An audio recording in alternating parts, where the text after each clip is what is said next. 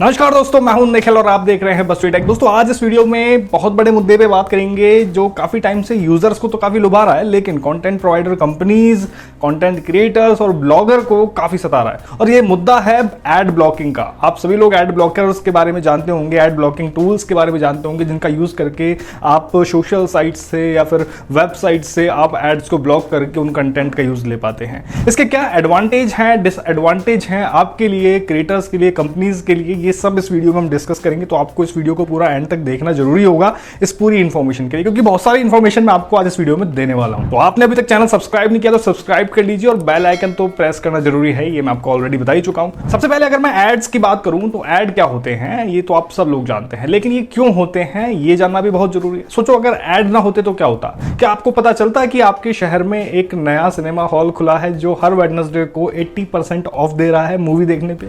क्या आपको पता चलता कि एक ऐसी भी कंपनी है जो आपके घर तक, दरवाजे तक दूध को डिलीवर कर रही है? क्या आपको पता चलता कि आपके शहर में एक कार्निवाल लगा हुआ है जहां पर बहुत तगड़ी सेल चल रही है, बहुत अच्छी क्वालिटी का माल बहुत सस्ते में मिल रहा है? कुल मिलाकर अगर ऐड ना होते तो यूजर और कंज्यूमर की एक बहुत बड़ी भीड़ को ये पता ही नहीं चलता कि नया क्या चल रहा है, नया प्रोडक्ट कौन सा आ रहा है, क्या मार्केट में चल रहा है। और यूजर तक ये इंफॉर्मेशन पहुंचाने में ऐड बहुत अहम रोल प्ले करता है, ये हम सब लोग जानते हैं। ऐड एक बहुत ही पुराना तरीका है मार्केटिंग का, मतलब कि प्रचार का। अगर एड्स के टाइप्स की अगर मैं बात करूं तो इनमें बहुत पुराने समय से जो आज तक जो सबसे पॉपुलर तरीका है वो है प्रिंट एड्स। न्यूज़पेपर और मैगजीन तो आपने देखे होंगे, उनमें बड़े बड़े एड्स छपते हैं, वो ही प्रिंट एड्स कहलाते हैं। फिर इसके बाद जो अलग टाइप एड्स आते हैं वो है ब्रॉडकास्ट, जिन्हें आप टीवी पर देखते हैं या फिर रेडियो पर सुनते हैं, वो ब्रॉडकास्ट एड के टाइप्स होते हैं जिन्हें ऑडियंस तक ब्रॉडकास्टिंग के थ्रू पहुंचाया जाता है। फिर एक एड्स होते हैं आउटडोर एड्स। इनमें एक तो होते हैं बिलबोर्ड्स एड्स, जो बड़े बड़े होर्डिंग आप देखते हैं ट्रैवल के दौरान हाईवे पर या फिर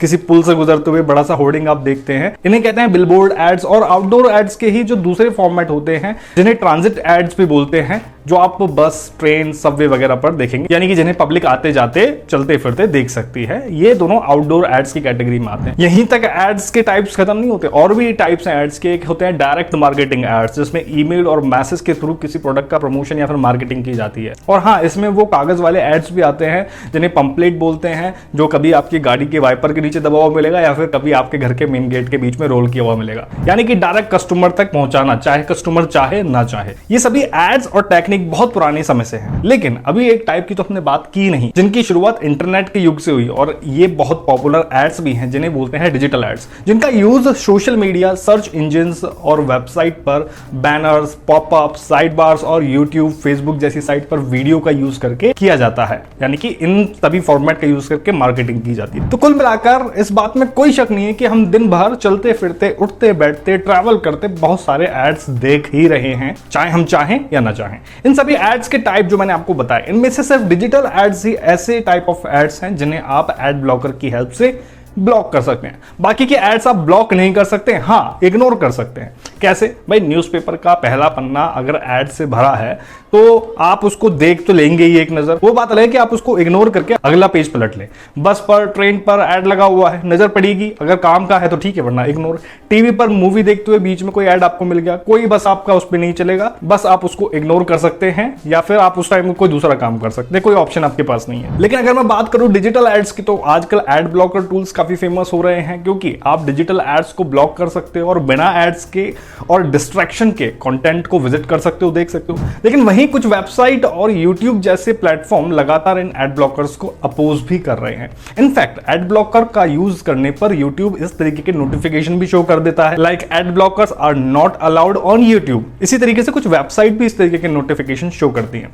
एड ब्लॉकर को यूज करने का सबसे बड़ा फायदा यह है कि डिस्ट्रैक्शन फ्री कंटेंट आप देख पाते हो। मतलब आप जो वीडियो देख रहे हैं या वेबसाइट विजिट कर रहे हो, आप उसे बिना किसी डिस्ट्रैक्शन के, बिना किसी एड को देखे देख सकते हो या फिर पढ़ सकते हो। इसके अलावा फायदे और भी हैं, लेकिन ये डिपेंड करता है कि आप किस तरह की वेबसाइट विजिट कर रहे हैं जहां पर आपको एड्स शो हो रहे हैं। YouTube की अगर मैं बात करूं तो ये एक ट्रस्टवर्दी प्लेटफॉर्म है एड कैंपेन के भी कुछ रूल्स एंड रेगुलेशन है, आप ऐसे ही कुछ भी एड प्लेस नहीं कर सकते। यूट्यूब या फिर फेसबुक जैसे जो जायंट प्लेटफॉर्म है, इन्होंने अपने आप को इतना ऑप्टिमाइज किया हुआ है कि एड लोडिंग टाइम का भी पता नहीं चलता आपको कि हाँ ठीक है कब एड आया और कब चला गया। काफी स्मूथ लोड होते हैं इन पर एड, कंटेंट के साथ मर्ज होकर एक अच्छा यूजर एक्सपीरियंस प्रोवाइड करने की कोशिश करते हैं। वहीं कुछ अनट्रस्टवर्दी और लो ऑप्टिमाइज्ड प्लेटफॉर्म ऐसे भी हो सकते हैं जो एड्स की वजह से यूजर एक्सपीरियंस को खराब करते हैं। तो उस केस में एड ब्लॉकर का फायदा यह है कि लोडिंग टाइम को कम करता है और सिक्योरिटी को भी इंप्रूव करता है। लेकिन फायदे की दूसरी तरफ अगर नुकसान देखा जाए, नुकसान क्या हो सकता है, क्या आपने कभी ये सोचा है? देखो, डिजिटल एड्स कंटेंट प्रोवाइडर और कंटेंट क्रिएटर दोनों का ही एक इंपॉर्टेंट रेवेन्यू मॉडल है।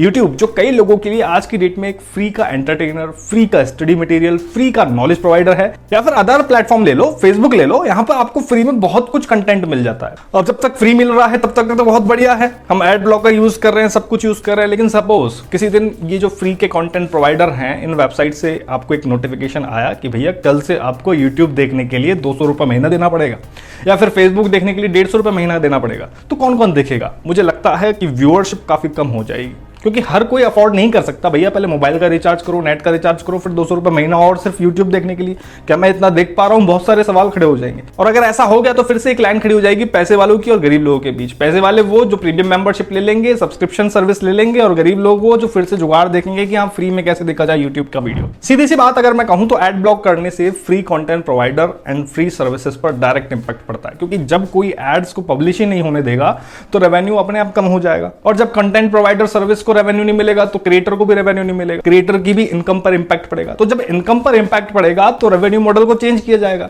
रेवेन्यू मॉडल एड से नहीं आएगा तो फिर मेंबरशिप से आएगा, सब्सक्रिप्शन से आएगा, तो सब्सक्रिप्शन सर्विस शुरू की जाएगी और सब्सक्रिप्शन से चार्ज लिया जाएगा, और फिर वो फ्री कंटेंट यूजर के लिए अच्छा नहीं होगा। और किया क्या जा सकता है, पिछले कुछ टाइम से अगर आप यूट्यूब को भी देखें तो कितने कुछ चेंजेस रेवेन्यू मॉडल में यूट्यूब ला चुका है। यूट्यूब ने अपना रेवेन्यू मॉडल में यूट्यूब प्रीमियम ऐड कर दिया, यानी कि अगर आपको एड्स नहीं देखने तो आप यूट्यूब प्रीमियम सब्सक्राइब कीजिए, वहां पर आपको एड्स नजर नहीं आएंगे।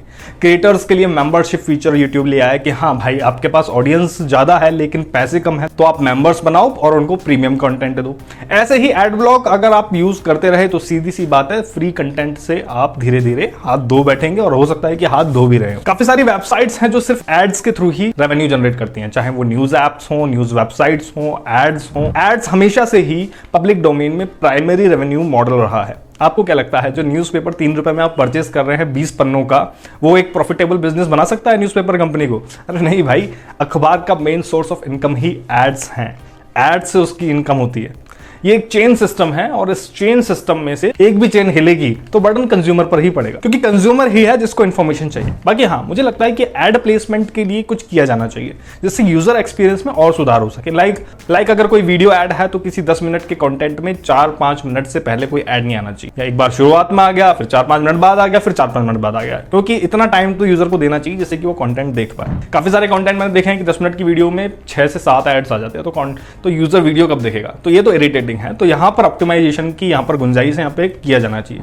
वेबसाइट पर एड्स थोड़ा लिमिटेड हो जाने चाहिए, स्क्रीन स्पेस का ध्यान रखना चाहिए कि हाँ ठीक है थोड़ा सा यूजर फ्रेंडली वेबसाइट होनी चाहिए, कम एड्स ज्यादा कंटेंट होना चाहिए, एड्स हो लेकिन कम क्वांटिटी में हो तो ज्यादा बेटर है। इस तरह के ऑप्टिमाइजेशन किए जाने चाहिए, और शायद कंपनीज इन पर काम कर भी रही हैं। बट अगर आप फ्री कंटेंट को सपोर्ट करना चाहते हो कि हाँ ठीक है आपके लिए फ्री कंटेंट अवेलेबल रहे, तो आपको डिजिटल एड्स को भी सपोर्ट करना ही होगा, अदरवाइज मेंबरशिप और सब्सक्रिप्शन के लिए तैयार रहिए। बाकी ये मेरे थॉट्स थे, आपके एड ब्लॉकर्स को लेकर क्या थॉट है आप कमेंट बॉक्स में जरूर लिखें। ये अपने आप में एक बहुत बड़ा डिस्कशन है जो इस वक्त आप इंटरनेट पे सर्च भी करेंगे तो कई जगह काफी सारे फॉरम्स पे देखेंगे। आशा करता हूं एडवर्टाइजमेंट इंडस्ट्री से रिलेटेड और इस एड ब्लॉकिंग से रिलेटेड कुछ इंफॉर्मेशन मैं आपको दे पाया हूं। वीडियो अच्छा लगा हो तो लाइक जरूर करना और शेयर भी करना भूलना मत, क्योंकि एक बहुत ही इंपॉर्टेंट इंफॉर्मेशन है। मिलते हैं आपसे नेक्स्ट वीडियो में नई जानकारी के साथ, तब तक के लिए धन्यवाद। जय हिंद।